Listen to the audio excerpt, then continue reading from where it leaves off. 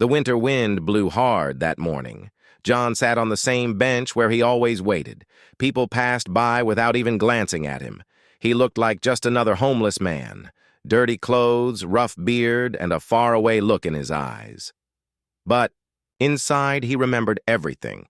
His army boots, the sound of helicopters, the faces of the men he fought beside, and the betrayal that destroyed his life. Suddenly, a voice called out, "Hey, were you in Kandahar?" John froze. He turned his head slowly. A tall man stood there wearing a green jacket and holding a coffee. His eyes were filled with shock. He came closer. I know you. You're Sergeant John Carter, right?" John didn't speak. The man continued. "You saved my friend's life in 2010. You pulled him out from that burning truck. I remember your face." John looked down at the cold ground. "That was a long time ago," he said quietly. The man placed the coffee beside him and walked away, still staring in disbelief. Later that day, John sat alone, holding an old photo. It was faded, but you could still see it. 5 young soldiers smiling in front of a dusty army jeep. John was in the center, his uniform clean, medals shining. Now he was just a shadow of that man. Across town, in a small police station, Officer Arjun Mehta was sorting old files. He was new to the job. Young, honest, curious. He saw a small news article on his phone, "Homeless veteran seen begging outside metro station."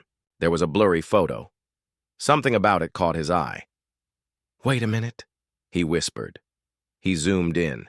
He had seen that face before, in one of the Army training videos during Police Academy. A decorated hero.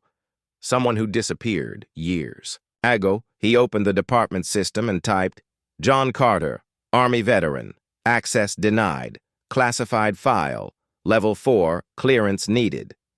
Arjun's hands trembled. Why would a homeless man have a classified file? Back on the streets, John was feeling weaker than usual. He hadn't eaten all day. He walked slowly to a small food truck that sometimes gave him leftovers. But today, the owner shouted, "Get lost, old man!" John turned away quietly. As he walked, his foot caught a stone. He fell hard on the pavement. No one helped. That night, he sat under the bridge, shivering. He pulled out an old phone from his bag. The screen was cracked, the battery nearly dead.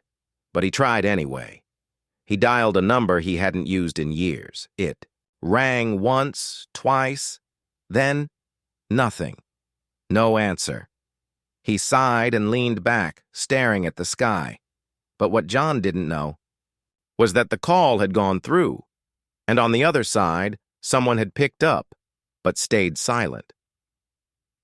In a quiet office inside the Ministry of Defense, an old man in a gray suit stared at the phone on his desk. His hands shook. "John?" He couldn't believe it. "I thought you were dead." He quickly stood up and opened his locked cabinet. Inside it, he pulled out a dusty file marked, "Operation Silent Shield, Top Secret." At the bottom of that file was a photo of Sergeant John Carter. Back in the police station, Officer Arjun couldn't sleep. He kept staring at John's photo. Why would the system block his file? He called his senior. "Sir, I think I've found something strange about a homeless man. His name is John Carter, and I think he's not just a veteran." "Stay away from it," the senior officer said quickly. "You don't know what you're dealing with." "But sir..." "Drop IT. That file is off limits." The call ended. Arjun sat quietly in the dark, the screen glowing in front of him, and he whispered to himself, "Who are you, John Carter?" Meanwhile, under that cold bridge, John opened his bag and took out a medal. Silver, with red and blue ribbon. He wiped it gently. Then he whispered, "They think I'm finished." But one call can change everything. Officer Arjun Mehta didn't sleep that night. He kept staring at the screen in front of him, a homeless man with a classified military file, a face he saw once in a training video, now living on the street. ignored by the world. Something wasn't right. He knew it in his gut. The next morning, Arjun went to the local metro station. He looked around quietly, and there he was, John Carter, sitting on the same bench, staring into space. Cold wind blew around him, but he didn't move. Arjun stood at a distance and watched him. There was pain in John's eyes, but also something else. Calm, strength, silence. He returned to the police station and took a risk. He borrowed his friend's login, a military contact from college. Late at night, Arjun typed in, Operation Silent Shield, John Carter. A loading screen appeared, then files opened, and what he saw made his heart stop. John wasn't just a soldier, he was the leader of a covert mission in 2010, sent deep into enemy territory. He saved an important life, an officer named Colonel Vikram Sinha, during an ambush. The file said, Sergeant Carter saved 5 men. 1 injured, 1 missing, 1 presumed dead. But there was a second document. Classified report, betrayal suspected, John Carter. Under investigation, Arjun's eyes widened. What? Why would a man who saved lives be investigated? He dug deeper. That's when he found it, a sealed witness statement signed under pressure. It claimed John was working with the enemy. No evidence, just words. And right below it, a note. File closed. Subject status. Missing. Presumed dead. Arjun leaned back in shock. They made him disappear. Meanwhile, John sat under the bridge, holding the old phone again. He tried the number 1 more time. It rang. And this time, someone answered. John! It was a deep, familiar voice. The same man he once saved. Colonel Vikram Sinha. Is it really you? The voice asked. Emotional. Yes, John said softly. I'm alive. There was silence on the other end. Then the colonel spoke. They told us you were dead, that you turned. I didn't believe it. But they forced us to stay quiet. John's eyes filled with tears. All these years. They left me on the street. I'm sorry, brother, the colonel said. Come to the army base, I'll clear your name. John paused. I want the truth to come out. Not just for me, but for the others who never got justice. I'll help you, said the colonel, but we must be careful. The man who framed you, he's still in power. Back at the police station, Arjun took screenshots of everything. But as he was saving the files, the screen went black. Access denied. His account was locked out. Then, his phone rang. Unknown number, he picked up. A robotic voice said, You're accessing information beyond your level. Stop immediately. The call ended. His hands shook. He realized he had been tracked. That night, Arjun drove back to the metro station. He walked straight to John. Sir, he said quietly, I know who you are, and I believe you. John looked up, surprised. Arjun handed him a small drive. I saved your military record. The truth. They tried to shut me out, but I got enough. John took it silently. Arjun added, Someone powerful doesn't want the world to know who you are. John gave a sad smile. They're about to find out. Meanwhile, in a luxury office, a general sat watching the security feed. He saw John's face on screen, his hands clenched. I buried that man's story 10 years ago, he growled. Why is he back now? His assistant asked. Should we stop him? The general stood up slowly. No, let him speak, but I'll be ready to silence him again if I must. That night, the city slept. But under the bridge, a plan was being made. A forgotten hero was about to rise, and the world was not ready for what was coming next. The night was quiet, but something had changed. John Carter was no longer just a silent homeless man. He had made the call, and now the past was moving again. John walked slowly through the dark streets, holding the small USB drive Officer Arjun gave him. In that tiny device was his life's truth, the proof that he was framed, the proof that he had been loyal. But he knew something else too. The people who ruined me, they won't let the truth come out so easily. The next morning, Colonel Vikram Sinha arrived at the city. He had come quietly without any uniform or car. He didn't want anyone to know he was meeting John. He waited in a small cafe near the station. Then John entered. Both men looked at each other for a long time. So much time had passed. But some bonds, like those between soldiers, never break. Vikram stood up and hugged him tightly. "I thought you were dead," he whispered. John replied, "I almost was." They sat at a corner table. No one paid attention to the two men talking quietly. "I have the files," John said. "The ones that show everything.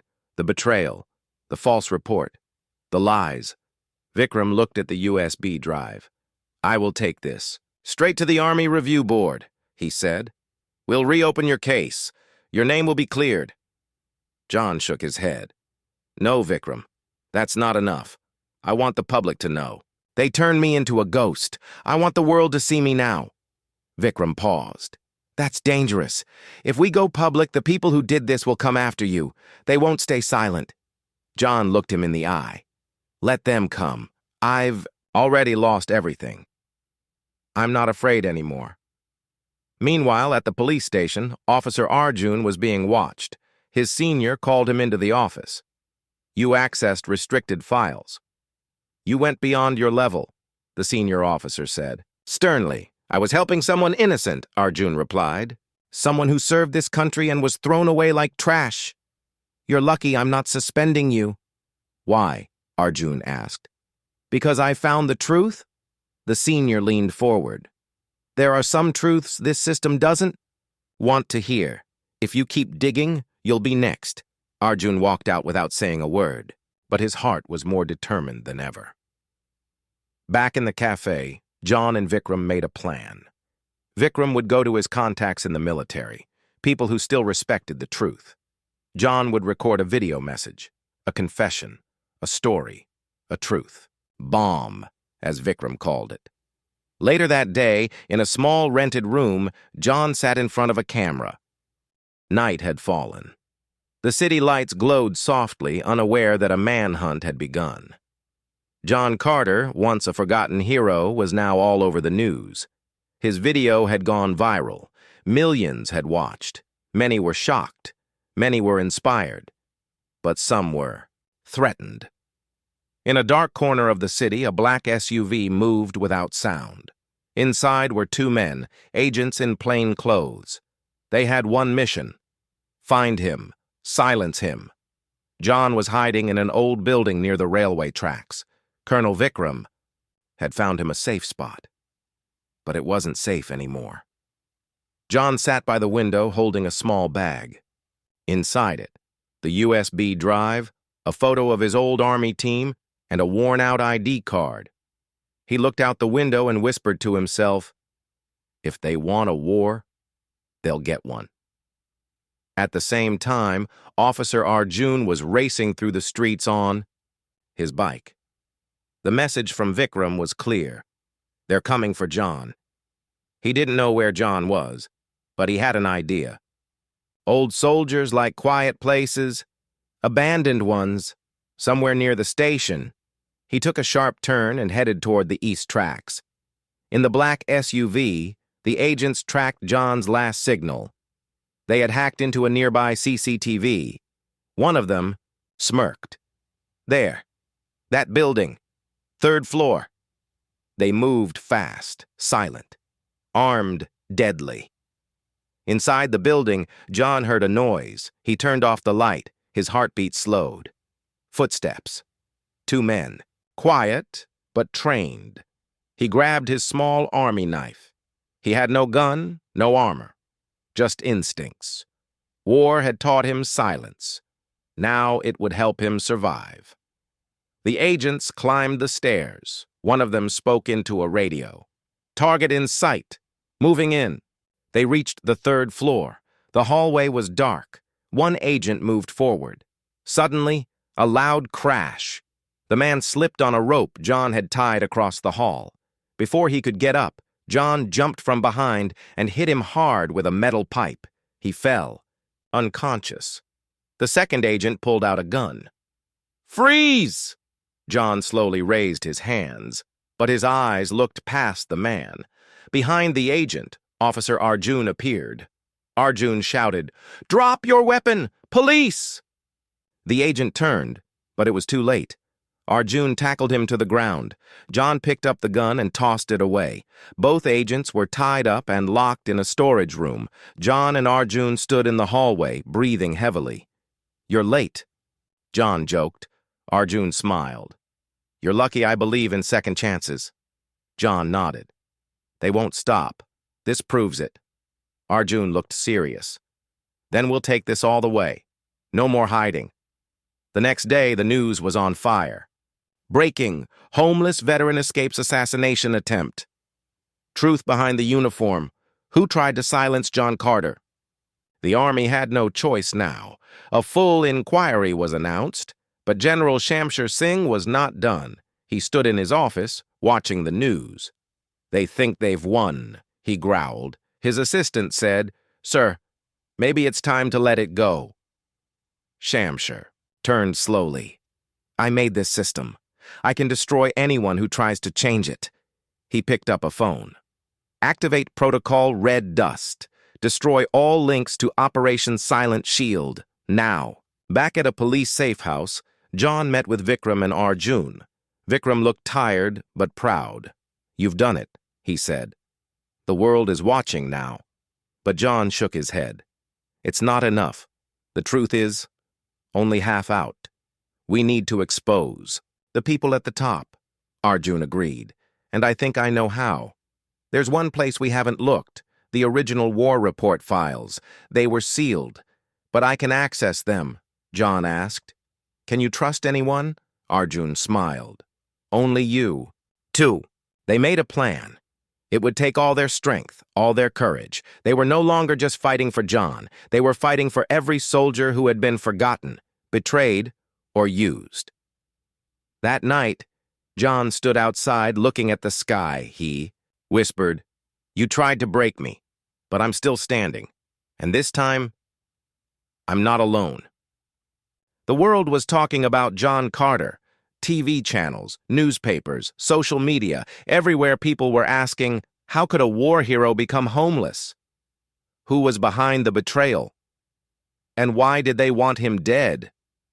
But while the noise grew outside, John, Arjun, and Vikram were silent inside. They were planning their final move.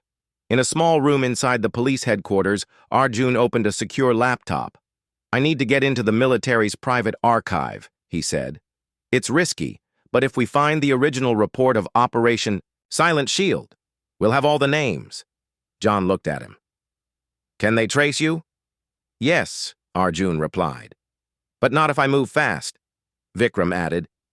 "And once we have the files, we send them to every major news outlet. The government won't be able to hide it anymore." John nodded. "Then let's finish what they started." While Arjun worked on the laptop, John thought about the mission, Operation Silent Shield. He remembered the day it went wrong, a team of 12 soldiers, a secret raid. But something had felt wrong from the start. Bad intel, bad location. John had seen it coming. He tried to pull his men back, but someone had changed the orders. And then the ambush happened. 6 men died. 3 were injured. 2 went missing. And John was blamed. They needed a scapegoat, John whispered to himself. And I was the perfect one. Back on the laptop, Arjun's eyes widened. "I found it," he said. John and Vikram moved closer. On the screen was a folder marked Silent Shield, Level 5 Clearance. Inside were documents, the real ones. Not the fake reports John had been shown after the mission. Arjun clicked open one PDF. It showed the truth. The mission had been a setup. The location was wrong on purpose. The enemy had been warned, and the order to proceed came from General Shamshir. Sing. Vikram clenched his fists. "He sent us into a trap," John whispered. "He killed our brothers." Another file showed internal messages. Shamshir had ordered John to be blamed if anything went wrong, and worst of all, one final report had clearly stated, "Subject John Carter is not guilty. Framing recommended for strategic reasons." "They destroyed your life to protect themselves," Arjun said in shock. John didn't speak for a long time. Then he stood up and said firmly, "Let's send it out." They copied the files to 5 trusted news agencies. They also gave the files to Vikram's contacts in the army. Within 2 hours, the news exploded. Secret files leaked. General Shamshir framed war hero. John Carter proven innocent. Government faces pressure. Operation Silent Shield was a trap, says insider leak. People were angry. Veterans protested. Civilians cried watching John's old video. The truth was out. General Shamshir Singh watched it all on the screen in his office. His face turned pale. "Shut it down! Block the files!" he shouted. But it was too late. The Army's investigation department had already called him in for questioning. His assistant said, "Sir, we need to cooperate, or it'll get worse." Shamshir stared at him and whispered, "They want to destroy everything I built. I won't go down alone." He opened a drawer. Inside was a red folder marked Confidential Plan B. Back in the safe house, John received a message on his old Army phone. It was from an unknown number. It said, "You won the battle, soldier, but not the war. Watch your back." John showed it to Vikram and Arjun. "Shamshir won't go down without a fight," Vikram said. "We're ready," John replied, "but we need to stay one step ahead." That evening, John received a call. It was from a high-ranking officer from the Ministry of Defense. "John Carter, we are deeply sorry. An official apology will be made. Your rank and honor will be restored. And you'll receive full benefits, including housing and pension." John paused. "Thank you," he said. "But I want more than that." "More?" "I want every man who helped hide the truth to be punished." The officer was silent, then replied, "It's under review. But I assure you, justice is coming. Later." That night, John sat on a bench outside the building. Arjun came and sat beside him. "You did it," Arjun said. John looked up at the stars and said quietly, "I didn't do it alone, and it's not over yet. Not until every voice is heard. Not until no soldier is left behind." The day was cloudy, but the city was full of light. Banners were up. News vans were parked outside the military headquarters. People gathered, some holding flags, some holding pictures of soldiers. But everyone was here for one reason: to honor a man who had once been forgotten. Inside the large hall, a podium was set. High-ranking officers stood at attention. Journalists waited, cameras ready. Then the doors opened, and John Carter walked in. He wore his old uniform, clean, pressed, and shining with medals that were once taken from him. But more than medals, he wore pride, the pride of truth, of survival, of justice. Behind him were Arjun and Vikram. The crowd stood and clapped loudly. Some cried, some saluted, and John, he just nodded with a soft smile. He had walked in a broken man. He now stood tall, not just as a soldier, but as a symbol. The General Secretary of Defense stepped forward. He took the mic and began, "Today we gather not just to honor a man, but to correct a mistake. Years ago, John Carter was wrongly blamed, abandoned, and erased from history.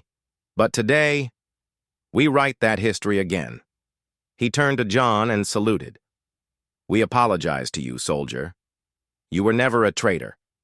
You were always a hero." The crowd clapped again, louder this time. The secretary continued, "Your rank is restored, your medals are returned, and from this day forward, the 12 soldiers of Operation Silent Shield will be remembered, not as victims of error, but as Heroes of War. He handed John a new badge, a golden star, the highest honor in the country. John took it, but his hands shook.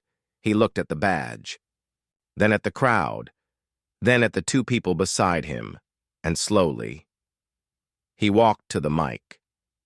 He spoke quietly, but every word was sharp and clear. I didn't come here for awards. I didn't fight to be seen. I fought because truth matters, because the faces of my brothers who